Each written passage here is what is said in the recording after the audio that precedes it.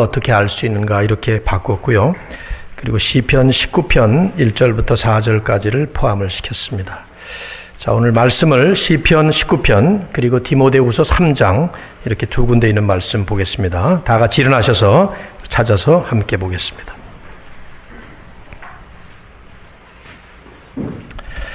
먼저 시편 19편 1절부터 4절까지 우리 찾으셨으면 한 목소리로 넉 절을 다 읽겠습니다. 시작.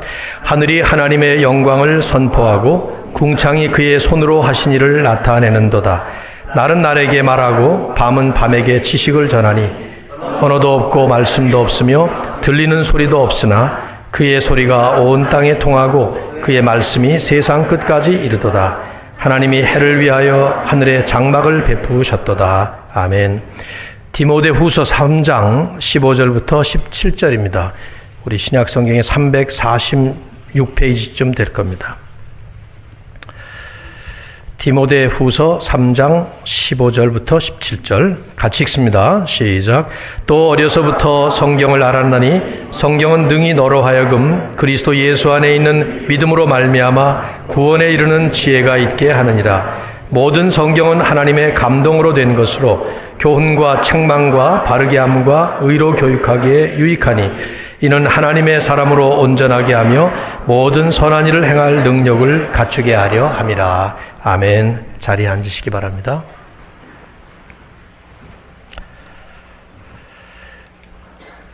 질문하면서 말씀을 함께 시작을 하도록 하죠. 만일 우리가 우리보다 훨씬 지체 높은 어떤 분에 대해서 알고 싶다면 그분을 가장 정확하고 올바르게 알 수 있는 방법이 무엇일까요?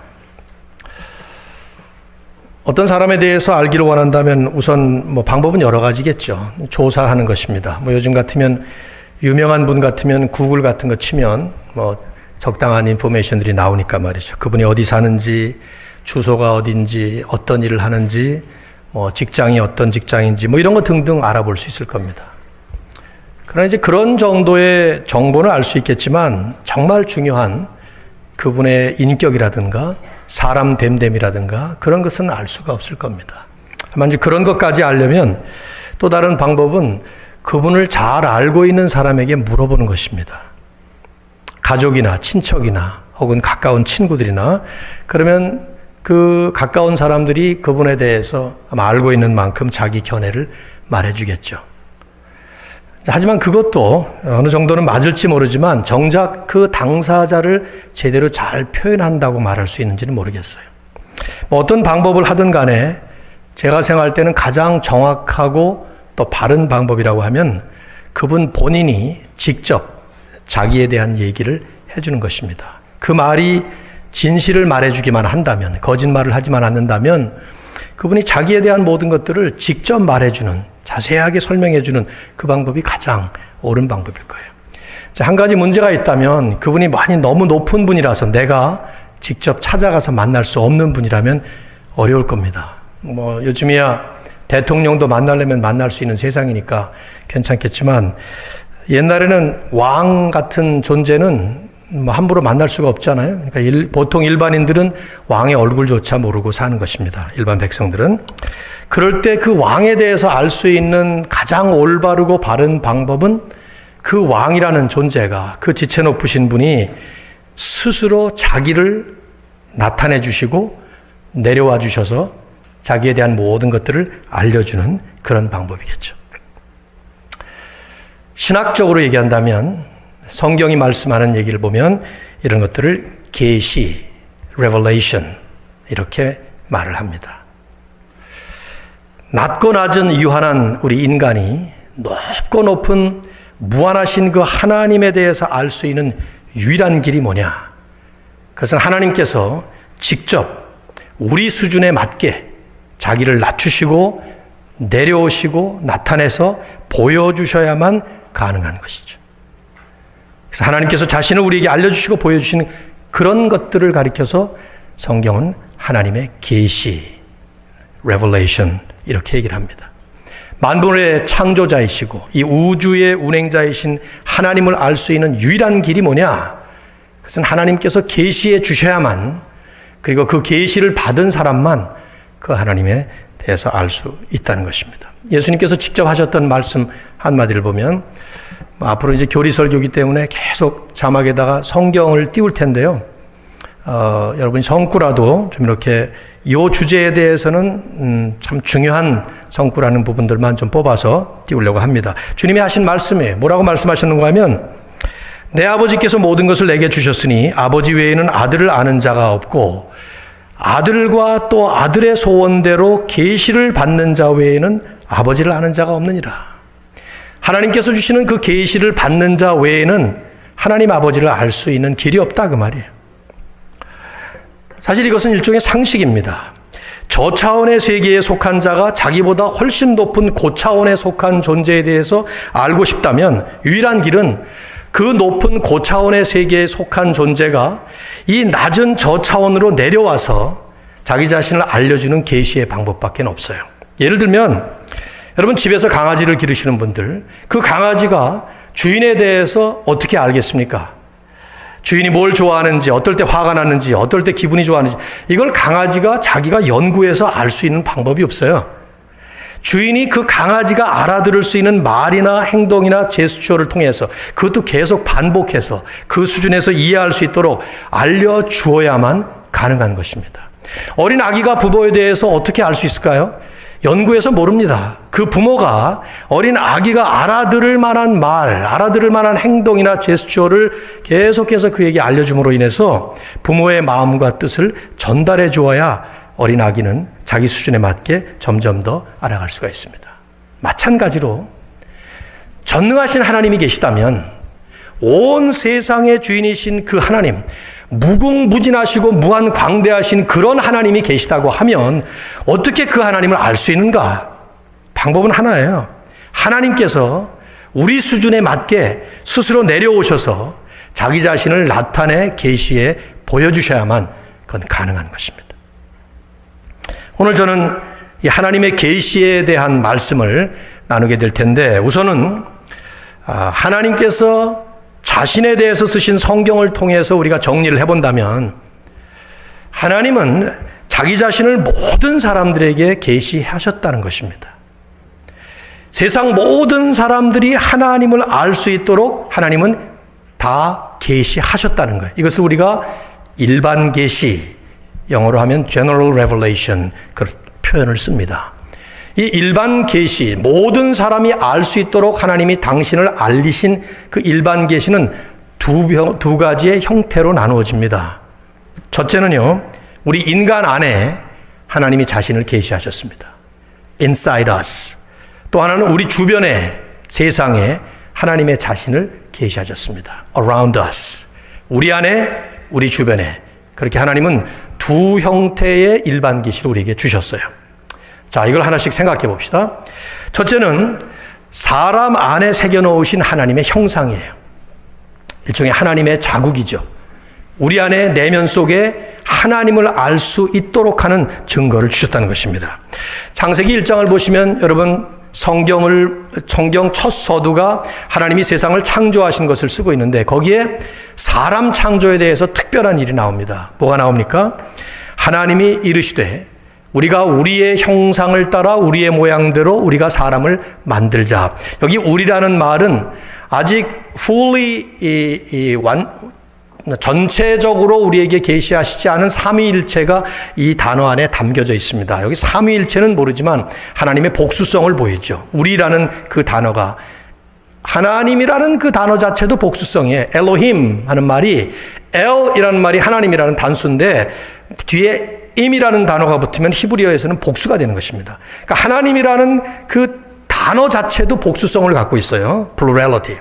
어쨌든 여기에 아직 다 밝혀지지 않은, 아직 다 계시해 주시지 않은 삼위 하나님 성부 성자 성령 삼위 하나님께서 태초에 인간을 창조하실 때 의논하시는 거예요. 일종의 천상의 회의죠. 우리가 사람을 만들자. 근데 어떻게 만드냐? 다른 모든 피조물은 그냥 만들지만 우리 형상을 따라 우리의 모양대로 사람을 만들자. 그래서 실제로 하나님이 자기 형상, 곧 하나님의 형상대로 사람을 창조하셨습니다. 그게 성경 처음에 나오는 얘기 아니에요? 하나님은 인간을 창조하실 때 하나님 형상대로 창조하셨다는 얘기예요. 비록 인간이 타락합니다. 그러나 타락했을지라도 모든 인간의 그 내면 안에는 이 하나님의 형상이 찍혀져 있는 거예요. 스탬프가 되어 있는 거예요. 신학자들의 표현을 따른다면. 이것이 성경에서 가장 첫 서두에 밝히고 있는 중요한 진리예요. 하나님이 인간을 창조하실 때 하나님의 형상을 따라서 창조하셨기 때문에 인간의 내면에는 하나님의 형상이 찍혀 있는 것이죠. 그래서 인간은 누구를 막론하고 본성적으로 그 내면에 신의 존재, 이 하나님의 존재에 대한 감각과 인식을 가지고 있는 것입니다. 이 점을 누구보다도 믿으면서 탁월하게 증거했던 분이 그 위대한 종교 개혁자인 요한 칼빈이에요. 칼빈은 본인이 쓴 기독교 강요라는 탁월한 걸작품을 썼는데요. 이 Institute of Christian Religion 이 책을 썼는데 그 책의 제일 첫 번째 창조주 하나님을 아는 지식이라는 그 섹션을 썼습니다. 거기에 1권 3장 1항을 제가 좀 발췌해서 중략하면서 발췌해서 여러분에게 읽어드리겠습니다. 한번 들어보세요. 탁월한 신학자의 이 성경적 이 진리에 대한 요약이에요. 들어보십시오. 인간의 마음속에 본능적으로 하나님에 대한 지각, 감각이 존재한다는 것을 우리는 논란의 여지가 없는 사실로 받아들인다. 중략하고 하나님은 친히 자신의 신적 위엄을 어느 정도나마 알 수 있도록 어느 정도의 사고력을 모든 사람들 속에 심어 놓으셨다. 중략. 사람들은 누구나 하나님이라는 분이 계시며 또한 그 하나님이 사람을 지으신 분이라는 것을 알고 있기 때문에, 지각하고 있기 때문에 그에게 존귀를 돌리지 못하거나 그의 뜻에 자기들의 삶을 드리지 못했을 경우에는 그들 자신의 양심이 그들을 정죄한다. 그러면서 이런 말을 덧붙였어요. 심지어 짐승과 다를 바 없는 것 같은 가장 미개한 사람들에게도 여전히 종교의 씨앗 같은 것이 어느 정도 있는 것을 보게 된다. 중략하고.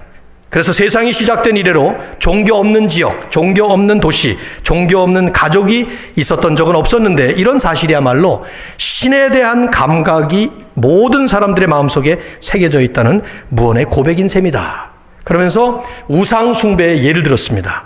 사실 우상 숭배조차도 이러한 관념이 있다는 명확한 증거가 된다. 왜냐하면 사람은 자기 위에 다른 존재를 올려놓고 자기 자신을 그 밑에 굴복시키는 일을 순순히 하지 않는다는 것을 우리는 잘 알고 있다. 그럼에도 불구하고 우리 스스로가 우상을 만들어내서 거기에 자기가 굴복한다는 것은 그 안에 있는 신 개념, 신에 대한 숭배 개념이 우리 안에 본능적으로 있다는 것이죠. 그래서 결론을 이렇게 맺었어요. 칼빈의 결론입니다. 사람의 정신 속에서 이 신적 존재의 관념을 제거하는 것은 사실상 불가능한 것이다. 칼빈은 이러한 인간 내면에 본성적으로 자리 잡고 있는 신의식, 내재적 신의식에 대해서 종교의 씨앗 이렇게 불렀습니다. Seed of religion. 종교의 씨가 우리 모든 인간에게 있다. 그래서 어느 시대, 어느 민족, 어느 문화권에도 토속신앙이라는 것이 다 종교가 존재하기 마련이라는 것이죠. 여러분, 인류문화학적으로 종교가 없는 지역, 없었던 시대가 단 한 번도 없습니다. 자, 그런데 왜 세상은 그러면 그렇게 분명히 자기 안에 하나님을 알 수 있는 신적 감각이 있는데 왜 하나님을 보지 못하고 하나님을 믿지 않는가? 답은 당연히 죄 때문입니다. 죄가 영혼의 눈을 가렸기 때문입니다. 마치 저처럼 이렇게 안경 쓴 사람, 이 안경에 때가 묻으면 앞이 잘 희미하게 안 보이죠.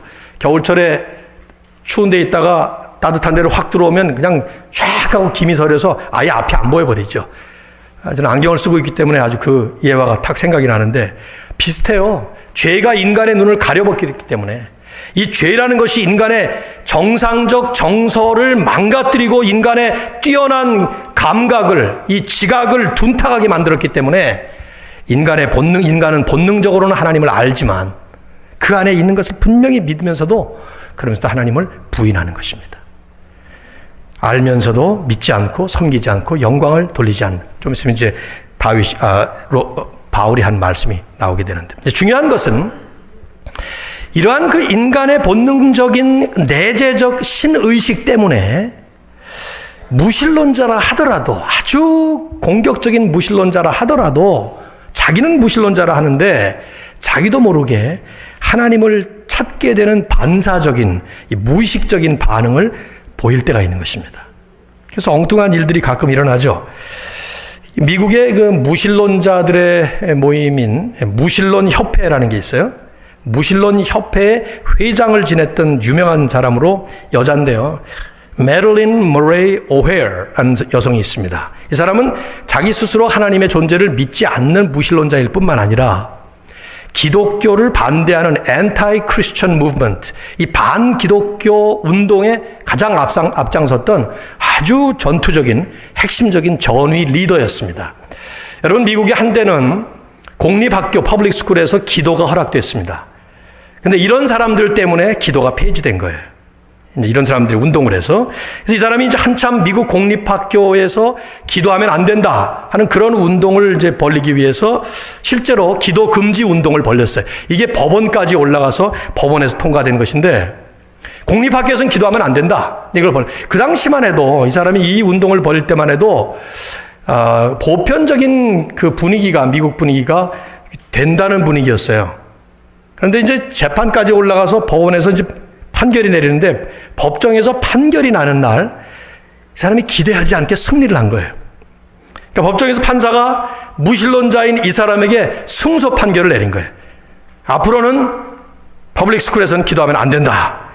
근데 이 사람은 너무 좋은 나머지 벌떡 뛰면서 손을 번쩍 들고 소리를 친 거예요. Oh my God, I won! 그런 거예요. 자기는 무심결에 한 말인지 모르겠어요. 그 다음날 신문에 뭐라고 나오는가 하면, 무신론자가 자신의 승리의 축하를 하나님께 돌리더라, 이렇게 나옵니다.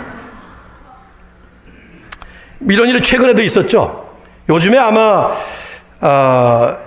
참 가장 인기 있는 작가 중에 한 사람이 리차드 더킨스 같은 사람 아닌가 생각돼요. 그 사람이 쓴 책 The God Delusion, 만들어진 신, 여기에 대해서 팀 켈러 목사님이라든지 많은 참 변증을 잘 하시는 분들이 그 반박론을 피기도 하고 책을 쓰기도 하고 뭐 그랬는데, 이 사람은 원래 그 에볼루셔니스트면서, 그러니까 이 진화론적 생물학을 전공한 과학자입니다. 탁월한 과학자, 석학이에요.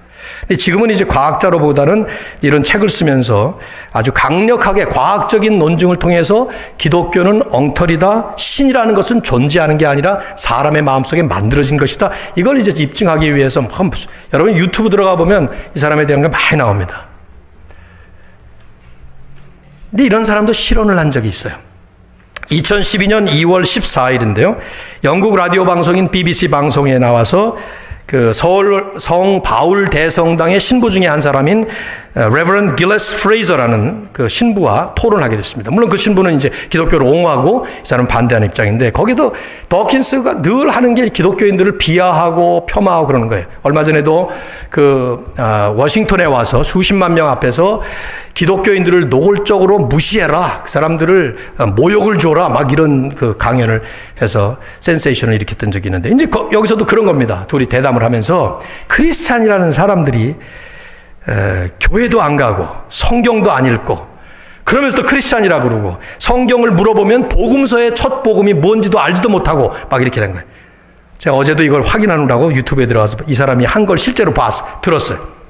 막 그렇게 한 거예요. They don't know the first gospel of the Bible. 막 이러면서 막 그러니까 이제 이 프레이저 신부가 질문한 겁니다. 리차드 씨, 당신이 가장 좋아하는 책은 종의 기원, 찰스 다윈의 그 Origin of Species, 그거겠죠? 당신은 그 종의 기원의 풀 타이틀을 내가 물으면 대답할 수 있겠습니까? 그랬더니 당연하죠. 그럼 한번 해보세요. Go on. 그랬어요. 그랬더니 이 사람이 Origin of Species, Oh God, 생각이 안 난 거예요. 그러면서 그러고 지나간 것이죠. 라비 제카리아스라는 기독교 변증가가 그 사건을 놓고 이렇게 얘기를 했습니다. 하나님의 주권과 전능하심의 궁극적 증거가 하나 있다면, 하나님은 자신을 믿지 않는 이 무신론자로 하여금 하나님의 존재를 부인하고자 하는 자기의 주장을 하기 위해서 책 제목이 생각나게 해달라고 하나님께 무심코 도움을 요청하도록 하셨다는 점이다. 그 다음 주 신문에 It has been a bad week for atheists. 지난주는 무신론자들에게 참 어려운 한 주간이었습니다, 이런 기사가 났던 것이죠. 이런 에피소드는 단순히 말장난처럼 보이긴 하지만 깊이 들어가 보면 인간은 누구나 하나님에 대한 이 내면의 신의식이 있다는 것을 보여주는 것이죠. 아무리 하나님을 부인하는 사람이라도, 아무리 노골적으로 공격적으로 하나님이 없다고 주장하는 무신론자라 하더라도 그의 마음, 그의 영혼 깊은 곳에는 하나님을 아는 감각이 있고 지각이 있고 그 하나님을 갈망하는 사모함이 있게 마련이라는 것입니다. 전도서 3장 11절의 솔로몬은 너무나도 잘 얘기했어요. 자, 한번 같이 읽어봅시다. 시작. 하나님이 모든 것을 지으시되 때를 따라 아름답게 하셨고 또 사람들에게는 영원을 사모하는 마음을 주셨느니라. 하나님이 주셨기 때문에 모든 사람은 영원을 사모하는 그 내면의 의식을 가지고 있고 그 영혼의 유일한 주체자이신 바로 그 하나님에 대한 내적 인식, inner sense of God, 그 하나님에 대한 내적 신의식이 분명히 있다는 것이죠. 그래서 영혼을 사모하는 마음. 그래서 불신자들도 어떨 때는 무심코 급할 때는 아이고 하나님, 오 마이 갓 이런 말들이 이게 말이라서 나오는 것 같지만 실제로 깊이 생각해 보면 심지어는 욕까지 쓰잖아요. 화가 나는 사람을 향해서 하나님이여 저를 저주하소서. 직역하면 그 뜻 아닙니까? God, D-A-M-N-I-T 하면은 그 뜻 아니에요. 그런 말들을 자기도 모르게 하고 있는 것이죠. 루이스 볼커프라고 하는 탁월한 조직시장자는 그래서 인간은 치료 불가능한 종교적 존재다. Incurably religious being. 치료할 수 없도록 종교의 영향을 받고 있다는 것이죠. 아니 심리학자인 칼 융이라고 하는 분은 더 재미있는 말을 했어요. 사람의 여러 의식 중에 가장 강렬한 의식은 신의식이다. 무신론자도 마찬가지다. 아니 무신론자들은 심리학자가 한 말이에요. 무신론자들은 하나님 없다고 믿는 사람들이 아니라 자기 속에 있는 하나님의 의식을 지우려고 몸부림치는 사람들이다. 그들은 신이 없다는 것을 증명하기 위해서 주야로 신을 묵상하며 살아가는 사람들이다. 참 재미있는 말이기도 하고 안타까운 말이기도 하는 것이죠. 우리 안에 하나님은 인간의 내면에 하나님의 형상을 따라 만드시면서 모든 사람에게 하나님을 알 수 있는 증거를 심어 놓으셨습니다. 두 번째 일반 계시의 또 하나의 종류는 우리 주변의 외부적인 거예요. 즉 하나님께서 창조하신 후에 운행해 나가시는 이 모든 피조 세계죠. 우리가 늘 보고 사는 세상, 우리가 늘 듣고 사는 이 세상의 소리들, 이것들은 하나님을 우리의 창조자시다, 또 하나님이 우주의 섭리자시다 하는 것을 증명해 보이는 뚜렷한 증거라는 것이죠. 우주 만물을 만드신 창조주로서의 증거와 이 모든 만물을 운행하시는 섭리자로서의 증거를 뚜렷이 보여주고 있다는 것입니다. 두 개의 성경 구절이 우리가 주목할 만한 성경 구절이에요. 아까 이미 우리 같이 나눴던 그 성구 시편 19편 1절입니다. 자, 한번 읽어보십시오. 시작. 하늘이 하나님의 영광을 선포하고 궁창이 그의 손으로 하신 일을 나타내는도다. 우리가 보는 하늘은 하나님의 영광을 선포하고 있다는 거예요. 이 온 우주 만물은 하나님이 손으로 하신 일을 분명하게 보여주고 있다는 것이죠. 바울은 이것을 로마서 1장에서 모든 인간의 보편적인 죄를 설명을 하면서 이 부분을 아주 뚜렷하게 말씀을 하고 있습니다. 로마서 1장 19절 20절 말씀을 보시기 바랍니다. 이는 하나님을 알만한 것이 그들 속에 보임이라. 하나님을 충분히 알만한 것이 그들 안에 보인다는 거예요. 하나님께서 이를 그들에게 보이셨느니라. 창세로부터 그의 보이지 아니하는 것들, 즉 하나님의 영원하신 능력과 신성이 그가 만드신 만물에 분명히 보여 알려졌나니 그러므로 그들이 핑계하지 못할지니라. 여기에 바울은 이 모든 만물의 아주 뚜렷한 일반 계시의 세 가지 특징을 말합니다. 첫째는요, 너무 분명하고 명백한 계시라는 거예요. 그래서 아무도 핑계할 수 없다는 것입니다. 둘째는 보여질 뿐만 아니라 느끼고 있다는 거예요. 여기에 보여 알려졌나니 두 개의 동사를 쓴 것은 그냥 쓴 게 아니에요. 보이고 있고요. 그 다음에 알려졌다. 영어로 표현한다면 perceived 혹은 understood 그 말이에요. 다 알고 있다는 것이죠. 그리고 창세로부터 지금까지 계속해서 증거하고 있다는 것입니다. 그런데 왜 이토록 하나님의 증거가 뚜렷한데 대부분의 사람들은 그걸 보지 않고 있느냐? 왜 믿지 않고 있느냐? 또다시 말씀드리지만 죄 때문이에요. 그래서 바울은 이 말씀을 한 다음에 곧바로 말씀을 연결을 해요. 창세로부터 그의 보이지 아니한 것들 곧 그의 영원하신 능력과 신성이 그가 만드신 만물에 분명히 보여 알려졌나니 그러므로 그들이 핑계하지 못할지니라. 그리고는 21절에 이렇게 말씀을 넣고 있습니다. 하나님을 알고 있어요. 그렇지만 하나님을 영화롭게도 감사하지도 아니하고 오히려 그 생각이 허망해지고 미련한 마음이 어두워졌다. 그러니까 우리 그리스도인들조차도 예수님을 만나기 전에는 그리스도를 통해서 하나님의 은혜를 누리고 하나님의 그 손이 우리를 만져주셔서 우리의 영안이 열리기 전에는 이러한 일반 계시 속에서 존재하는 하나님의 그 존재를 우리도 만나지 못했던 것이죠. 믿지 못했던 거예요. 자, 그렇다면 이런 하나님의 일반 계시는 아무런 의미가 없는가? 죄 때문에 보이지 않으니까 말이죠. 죄 때문에 보이지 않을 때는 그럴 수가 있겠지만 바울의 말씀처럼 일단 하나님께서 우리의 눈을 열어주시고 나면은 이런 모든 일반 계시야말로 하나님의 영원한 능력과 그 하나님의 속성을 분명하게 보여주고 있기 때문에 우리에게는 오히려 정반대로 이제는 감탄의 대상, 영광스러움의 주체가 되는 것이죠. 과거에는 못 봤어요. 그러나 구원받은 이후에 우리의 영안의 눈이 열리고 예수 그리스도 때문에 이제는 이 모든 세계가 단순히 새로 그냥 저절로 만들어진 것이 아니라 하나님께서 창조하시고 하나님께서 운영하시고 이끌어 가신다는 것을 우리가 보면서 우리는 감탄하고 놀라게 되는 것이죠. 제가 주문을 해서 찬송가 79장을 오늘 불렀습니다. 주 하나님 지으신 모든 세계. 그 자체에서 우리는 하나님이 세상을 지으셨다는 것을 우리는 고백합니다. 하늘의 별 울려 퍼지는 뇌성, 밤에 반짝이는 하늘의 별을 보고 천둥 번개가 칠 때 우리는 주님의 권능 우주에 찾네. 주님의 높고 위대하심 내 영혼이 찬양하네. 숲속이나 험한 산 골짜기에서 지저귀는 저 새소리들과 고요하게 흐르는 시냇물은 주님의 솜씨를 노래하고 있도다. 이런 찬양의 고백이 일반 계시 때문에 우리에게 주는 축복이라 이 말이에요.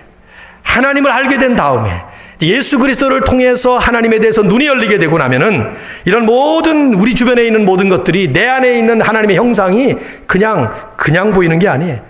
이것이 하나님의 영광을 나타내고 하나님이 살아계신 것을 분명히 보여주는. 그래서 우리 그리스도인들에게는 이 일반 계시의 축복을 누려야 될 사실은 책임이 있고요. 이게 우리에게 특권입니다. 하늘과 산과 별과 바람과 구름과 이런 것들을 볼 때 그냥 당연히 있어야 될 자연스럽게 생겨지는 것이 아니라 하나님이 이것을 만드셨고 하나님께서 이것을 운행하고 계시다는 것이죠. 아까 읽었던 시편 19편을 다시 한번 보세요. 하늘이 하나님의 영광을 선포하고 있습니다. 궁창이 하나님이 손으로 하신 일을 나타내고 있습니다. 날은 날에게 말하고 밤은 밤에게 지식을 전하니 이게 지식이 뭡니까? 무슨 지식이에요? 무슨 knowledge입니까? 하나님의 지식이에요. Knowledge of God. 밤과 낮이 계속 교차하지만 날은 날에게, 밤은 밤에게 하나님의 살아계신 것을 선포한다는 거예요. 그래서 3절과 4절에 이렇게 말하죠. 시편 기자는 언어도 없고 말씀도 없으며 들리는 소리도 없으나 소리가 뭐 들립니까? 말을 합니까? 해와 달과 별과 이런 것들이.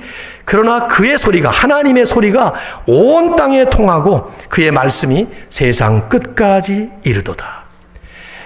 아무런 언어도 말하지 않고 있지만, 아무런 말도 안 하고 있지만, 들리는 소리도 없는 것 같지만, 그러나 그 속에 하나님의 소리가 온 땅에 통하고 있고 하나님의 말씀이 세상 끝까지 계속해서 퍼져지고 있다는 것입니다. 이게 우리에게 보여지고 들려져야 되겠죠. 그렇죠? 우리의 영안과 우리의 영의 귀가 열려서요. 특별히 이제 저는 이런 피조 세계가 운행되어 가는 그 모습이 우리에게 경탄과 감탄을 자아내야 된다고 생각이 돼요. 하나님이 운행하시는 만물의 모습을 한번 잠시 퍼즈하고 생각해 보십시오. 어쩌면 이렇게 질서정이 납니까? 아침이 되면 해가 뜹니다. 밤이 되면 또 집니다. 물론 해가 뜨고 지는 게 아니라 지구가 도는 거죠. 그걸 생각해 보세요. 그럼 과학적으로 지구가 도는 걸 어쩌면 이렇게 돕니까, 계속? 여러분, 팽이를 한번 탁 돌려보시면은, 뭐든지 하여튼 물건을 돌려보시면은, 제 아무리 회전력이 좋은, 그렇게 만들어진 걸 하더라도 언젠가는 쓰게 돼 있는데, 어쩌면 지구가 이렇게 돌아요, 계속? 해가 뜨냔 말이지. 계속 아침마다. 내일도 뜰까요? 분명히 뜨죠. 하나님께서 만드신 이 세상을 하나님은 특별한 이변이 없는 한, 그 이변이라는 것이 이제 우리를 조금 주춤하게 만들긴 하지만 거기에 우리는 하나님의 특별한 이유가 있을 것이다 라고 생각을 해서 옆으로 잠깐만 제쳐놓는다면 이 세상은 일반적으로 사람들이 살아갈 수 있도록 정확하게 그리고 아주 조직적으로 돌아갑니다. 아침이 되면 해가 뜨고 밤이 되면 해가 칩니다. 환경 오염이나 환경 파괴로 인해서 변수가 많이 생기기는 하고 있지만은 여전히 사계절이 뚜렷한 지역은 그 사계절이 계절마다 바뀌고 바뀌는 계절마다 합당하게 세상의 모습과 그 안에 나오는 많은 것들이 이제 파릇파릇 나오는 것들 한번 보세요. 얼마나 신기한지 몰라요. 이 모든 세상을 보지 못하는 우리들로서는 그냥 우리 주변에 보고 있는 것만 봐도 돼요. 집안에 태어나는 어린아이 하나 보십시오. 어린아기가 태어나서 조금씩 6개월, 1년, 2년, 3년 성장하는 과정 속에 그 피지컬, 이 신체가 자라는 건 둘째치고 정신이 자라는 것, 그 신묘막측한 그런 모습을 보게 돼요. 심지어는요, 여러분 각각의 자신의 모습을 봐도 돼요. 하나님이 운행하시는 것을. 저는 지난 한 주간이 너무 힘든 한 주간이었어요. 월요일과 화요일은 감기 몸살이 갑자기 찾아오면서 열이 막 오르니까 제가 늘 하듯이 그냥 자리에 누워서 이불 뒤집어 쓰고 땀내고 이러고 한 이틀 동안 꼼짝 못하고 누워있다가 낫는 듯 해가지고 딱 일어나는데 삐끗해가지고 또 이번엔 허리가 하는 바람에 수, 목, 금 3일 동안을 일어나지를 못하고 누워 있었습니다. 오늘 처음으로 이제 일주일 만에 밖을 나온 건데 어제 간신히 앉아서 이제 설교 준비를 하면서 이렇게 했는데 저는 너무 신기해요, 이것이. 물론 이제 의사들이나 뭐 생물학자들이나 이런 사람들은 그 허리 삔 거 거기에 뭐 이제 나는 디스크가 좀 있으니까 거기서 뭐 디스크가 좀 삐져나왔을 것이고 뭐 이렇게 설명을 하겠지만 그리고 근육이 뭉쳐서 그다음에 근육이 풀리는 과정이 있고 뭐 이런 얘기들 하겠지만 전 그렇게 생각이 안 들어요. 하나님이 그 한순간 과정 하나하나를 계속해서 그냥 기도할 수밖에 없죠. 그러니까 박 목사님 보고도 설교 준비를 좀 하라고 해놓고 만일에 제가 하면 저 없는 다다음 주에 설교하시라고 그래서 아마 준비 목사님도 하셨을 것 같아요. 근데 이 하나하나 바뀌는 거 보세요, 여러분. 얼마나 신기해. 이 전부가 다 저절로 어로매리컬리 되는 게 아니라 이 말이에요.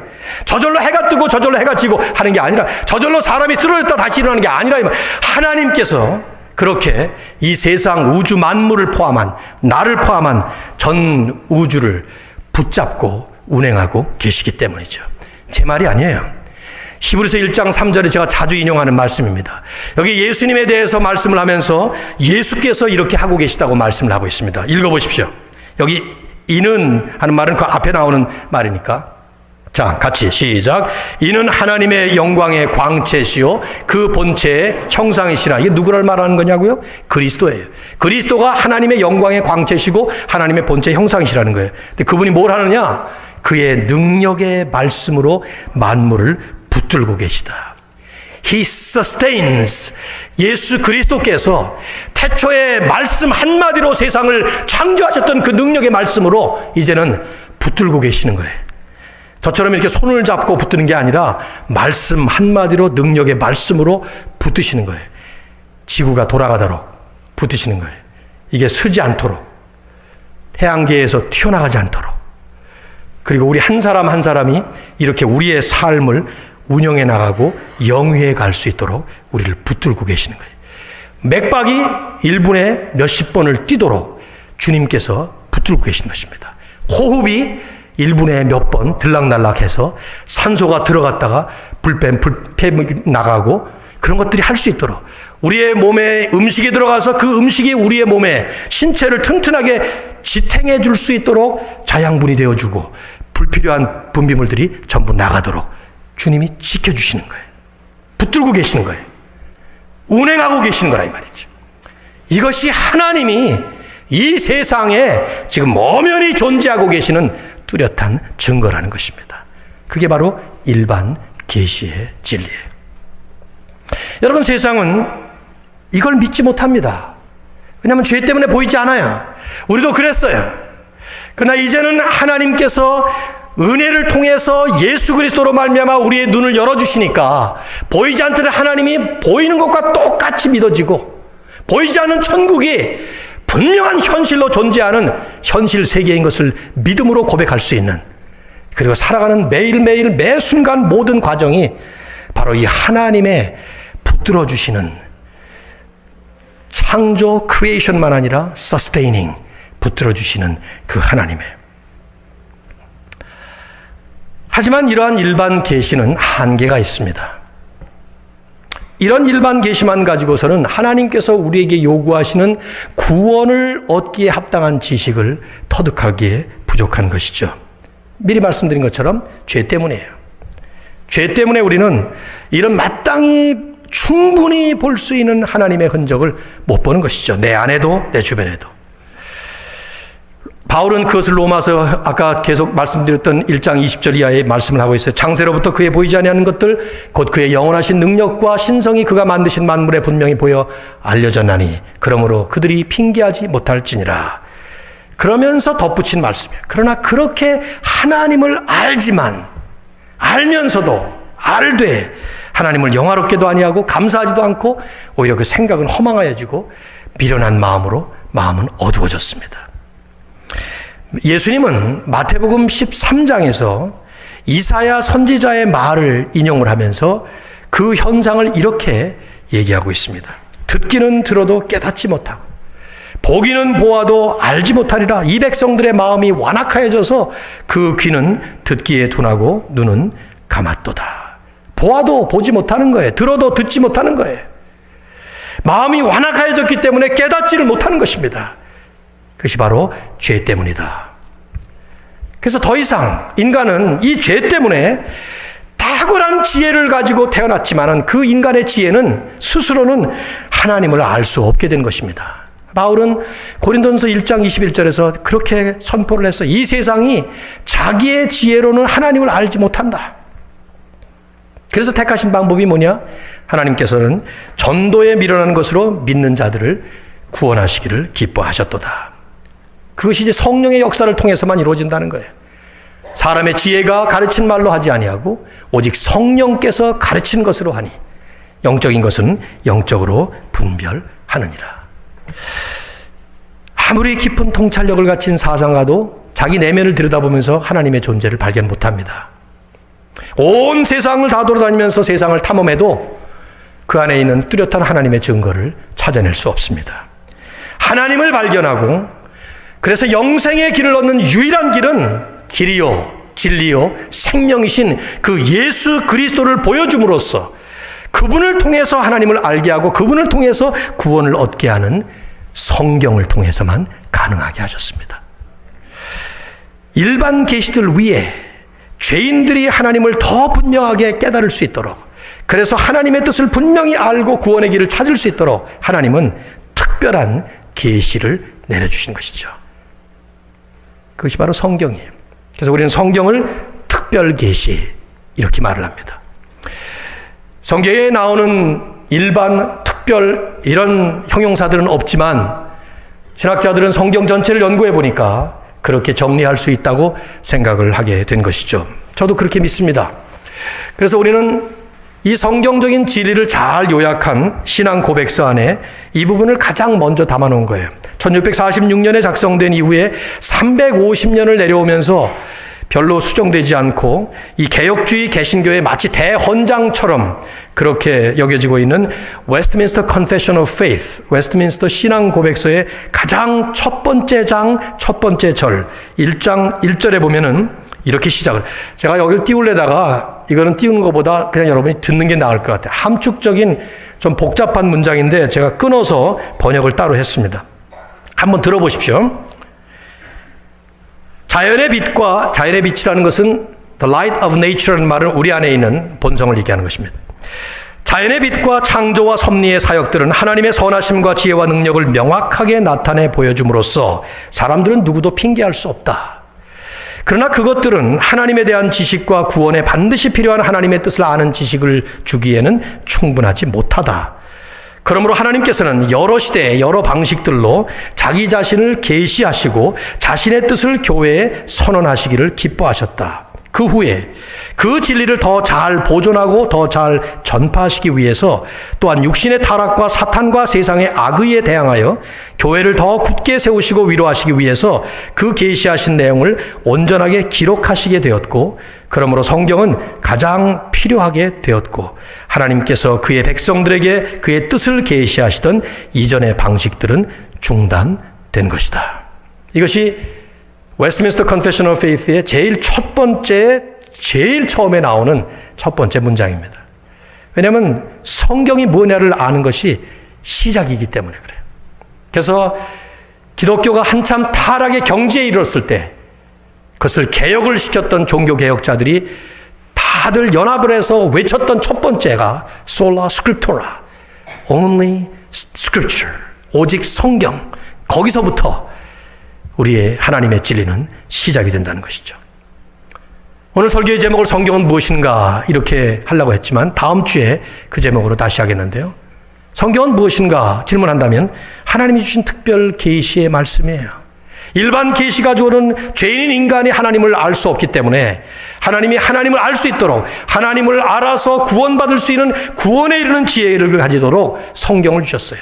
즉 성경은 첫째 하나님에 대한 말씀이고, 둘째는 우리의 구원에 대한 말씀입니다. 죄를 지어 타락한 인생들이 하나님을 볼 수 없기 때문에, 일반 계시 가지고는 불충분하기 때문에 성경을 통해서 유일한 길이요 진리요 생명이신 예수 그리스도를 믿게 하고 그를 통해서 드디어 하나님을 찾을 수 있고 구원의 길을 찾을 수 있도록, 그것을 사도 바울은 디모데후서 3장 15절, 16절, 17절에서 잘 요약하고, 여러분 이 성경은 사실 이 말씀은 정말 외워둘 만한 아주 중요한 말씀이죠. 한번 다시 읽겠습니다. 우리 아까 읽었지만, 자 시작. 성경은 능히 너로 하여금 그리스도 예수 안에 있는 믿음으로 말미암아 구원에 이르는 지혜가 있게 하느니라. 모든 성경은 하나님의 감동으로 된 것으로 교훈과 책망과 바르게 함과 의로 교육하기에 유익하니 이는 하나님의 사람으로 온전하게 하며 모든 선한 일을 행할 능력을 갖추게 하려 함이라. 아멘. 성경은 그리스도 예수 안에 있는 믿음으로 말미암아 구원에 이르는 지혜가 있게 하느니라. 성경을 통해서 모든 답을 구할 수 없어요. 많은 반기독교 불신앙자들은 성경 안에서 모든 대답을 구하려는 좀 허망한 시도를 하는데, 이 안에는 과학의 모든 것이, 우리가 알고 싶어하는 모든 내용이 다 들어있지 않습니다. 심지어는 하나님에 대한 모든 것도 다 없습니다. 뭐가 들었냐? 구원에 이르는 지혜가 있게 하는 거예요. Wisdom unto the salvation. 근데 그 구원에 이르는 지혜는 예수 그리스도를 믿는 믿음으로 말미암아 얻을 수가 있습니다. 그래서 성경은 그 예수를 보여주는 책이 바로 성경이에요. 하나님의 감동으로 쓰셨습니다. 하나님이 쓰신 것이죠. 그래서 우리를 교훈하고 잘못하면 책망하고 올바르게 인도해주고 계속해서 의로운 삶을 훈련을 트레이닝을 하고, 그 이유는 하나님의 사람이 되어서 온전하게 퍼펙트하게 모든 선한 일을 제대로 행할 수 있는 능력을 갖출 수 있도록 말이죠. 그래서 우리는 첫 번째 성경의 진리를, 성경 자체를 가지고 얘기를 하는 것이죠. 저는 다음 주에 이 말씀을 또 한번 성경은 무엇인가라는 것 가지고 말씀을 나누겠습니다마는, 말씀의 결론을 맺는 이 말씀은 지난주에 나왔던 말씀이에요.